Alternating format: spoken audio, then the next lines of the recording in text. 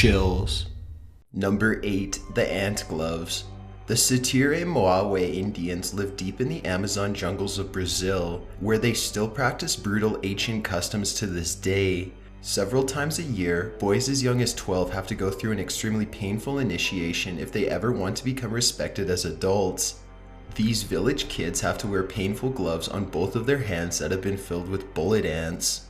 The bullet ant stings like a wasp. It hurts so bad that it feels like you are getting shot, hence the name. Scientists have even measured its sting to be 30 times worse than that of an American bee. The gloves themselves are made of tightly woven leaves with small holes on the inside. These holes are to keep the ants fixed in place with their stingers pointed towards the skin. Once the gloves go on, there's no escaping the hundreds of venomous stings from within. To get the ants into the holes without hurting them, they are first submerged into a mixture of liquid herbs that knocks them out. Then they are pushed one by one into tiny holes that hold them in place so that they can't move, only to sting over and over again. The Sitire-Moawe children must wear the ant gloves and endure the stinging pain for at least 10 minutes as they dance in a circle with medicine men and other tribe members, encouraging them to continue and not pass out. It can take up to 11 hours before all of the village children have been tested. By the end of the ceremony, their hands are black, swollen, and paralyzed. It's not uncommon for them to hallucinate or faint afterwards and feel numb for days. One boy said he felt so hot by the end of the ritual that water would become smoke if it touched his skin. Unfortunately, wearing the gloves just once is not enough. Boys are expected to perform this ritual no less than 20 times within a single year before they are considered tough enough to be a man. That's a lot of ant bites. Number 7. Land diving. When the yams become ripe on the Pentecost Island, it means that it's time for the Nagil ritual. Nagil translates into land diving.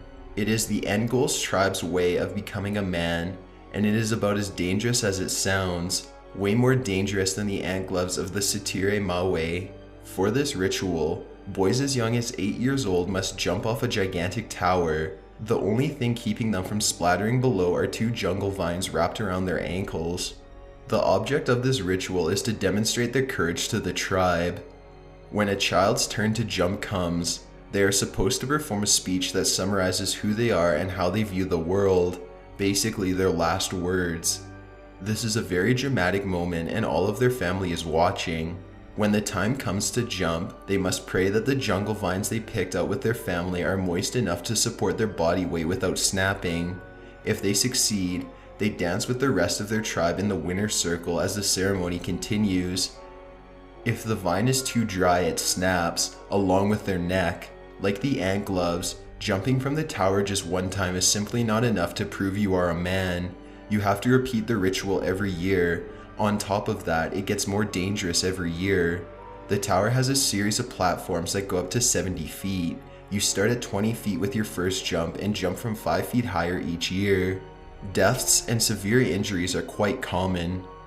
Number 6. Ritualized child abuse. Children of ancient societies were often taught harsh lessons so that they were better able to survive in a brutal and unforgiving world. The Spartans were taken from their mothers as children and used to serve food. They themselves were never given food, but they were beaten if they were ever caught eating. This was to teach young Spartan children at an early age to become tough and sneaky. 2 skills that would prepare them for the real world. Like the Spartans, the Sambia tribe of Papua New Guinea also prepares their children for adulthood, but their methods are even more shocking and grotesque. The Sambia tribe regards women as impure and contagious, which is why all boys are taken away from their mothers at the age of 7 to live with the village males. Over the next 10 years, they are subjected to a brutal series of rituals designed to rid them of any feminine impurities. First, they have a sharpened stick jabbed up their nostrils until a large amount of blood comes out to teach them to be strong and endure pain. The stick is not shoved through the nostril like a piercing, but rather straight up. If a boy tries to escape during the semi-lobotomy, they will be severely beaten and treated as a lesser being for their whole life. Number 5. Justifiable cannibalism. Papua New Guinea once again makes this list with the Kumbai, a jungle tribe with a wide variety of cultural traditions, ranging from bizarre, using maggots to clean your ears, to dangerous ones. One ritual in particular, however, tops all of them. According to Come By values, you are legally allowed to commit murder if the circumstances are right. Not only that, but you are encouraged to eat the remains of your victim afterwards to claim their soul. Keep in mind that murder is still fundamentally wrong in their society, so you are not allowed to do this to just anyone. However, the Come By believe in magical witches known as Kakuwa Kumo, who eat the very souls of their victims. Since they eat the souls of their victims, the Come By believe it is only fair to eat their soul in return. The only problem is these witches take the shape of ordinary men, so they are sometimes hard to detect. One other thing, in Come By culture, the soul resides in the brain and in the stomach, so once a witch is discovered, these organs must always be eaten first. One tribesman explains how his father brutally murdered someone suspected of being a Kakuwa Kumo. First, his father tied the hands of the suspected witch. Next, he threw the witch in a river and shot him full of arrows, making sure not to kill them immediately. Instead, he drank river water which contained the blood as the man slowly died, and then decapitated him. The father then ate what he could. This story is recited by his own son with pride, not shame. In their culture, the man's father was defeating a great evil, not committing murder. Number 4. Temple sacrifices. When it comes to violent and disturbing rituals, the Mayans are one of history's most infamous cultures. This tribe was especially fearsome because their religious beliefs centered around pleasing the gods through numerous human and animal sacrifices. The Mayans feared that if they did not perform these sacrifices, then the gods would punish them and the world would plunge into chaos. To them, slaughtering others was a way to prevent the end of the world. Victims were painted blue, a color which represented sacrifice. Then they were marched up a large temple that was covered with animal and human remains, every step slickened with blood. At the top of the temple, a priest would be waiting for them with a knife carved from stone. One by one, the victims would be held down on a stone slab that was designed to push their chest upwards for easy access. The priest would make a deep incision under the left breast and rip into the wound with his bare hands. The pain must have been unbearable as the priest's hand searched inside the chest and grabbed the heart, which was pulled out while the victim is still alive and screaming. Afterwards, the body was usually thrown down the steps where it would be skinned by the priest's assistants. The priest would wear the skin and perform a ritual dance that symbolized reincarnation. If the sacrifice was a brave warrior or someone else of importance, then the body would be cannibalized so that groups of people could obtain its power.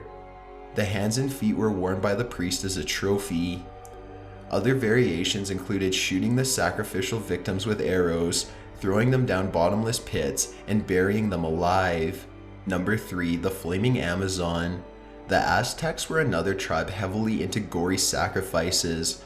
Rabbits, dogs, insects, flowers, and even inanimate resources such as rubber and paper were all destroyed to keep various gods from becoming too upset. According to the Aztec legend, the gods sacrificed themselves so that mankind could prevail, and now they expected sacrifices in return, lots of sacrifices. In fact, the Aztecs believed that every 52 years the world would end unless enough human sacrifices were made, so there was no time to waste. Like the Mayans, the Aztecs liked to remove the hearts from their victims.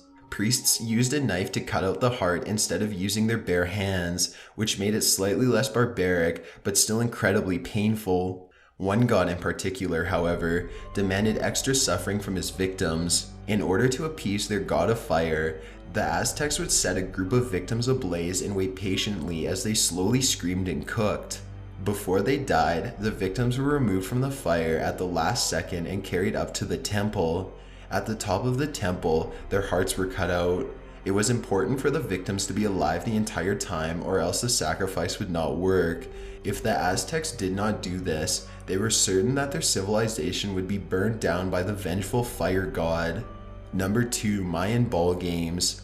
If the Mayans really didn't like you, they would literally make a game out of your death.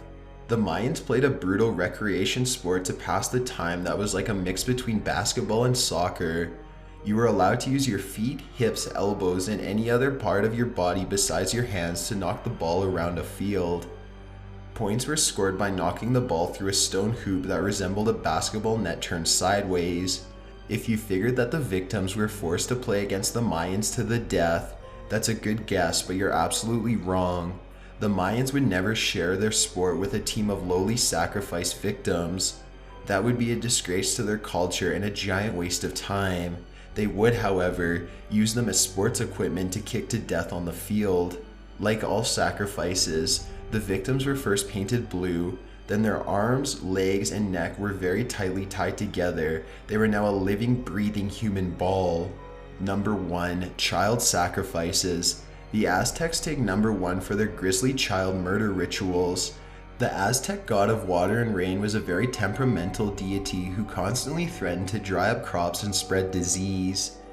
Since this god controlled their water supply, this was a very important god, and the Aztecs wanted to please him the most.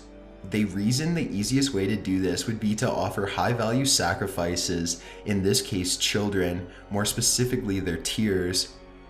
The children were sacrificed in a wide variety of ways, usually by removing the heart, but first they were made to cry. Their tears were the purest form of water that the Aztecs had to offer, and children were often forced to cry their tears over a fire before being murdered.